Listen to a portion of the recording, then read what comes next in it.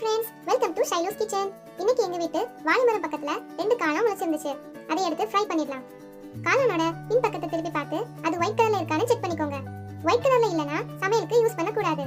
Top layer தோலை இந்த மாதிரி கத்தி வச்சு நீக்கி இந்த மாதிரி உரிச்சி எடுத்தீங்கன்னா ஈஸியா வந்துடும். நல்லா வாஷ் பண்ணி ஸ்மால் பீசஸா கட் பண்ணி எடுத்துக்கோங்க. இப்போ நாம மேரினேட் பண்ணிடலாம். அதுக்கு 1/2 டீஸ்பூன் மிளகாய் தூள், 3/4 டீஸ்பூன் மல்லித்தூள், 1/4 டீஸ்பூனுக்கும் குறைவா மஞ்சள் தூள், 1/4 டீஸ்பூன் மிளகுத்தூள், 1/2 டீஸ்பூன் சோம்புத்தூள், 1/4 டீஸ்பூன் உப்பு, 2 டீஸ்பூன் கார்ன்ஃப்ளவர் எல்லாம் சேர்த்து ஒரு வாட்டி மிக்ஸ் பண்ணிக்கோங்க.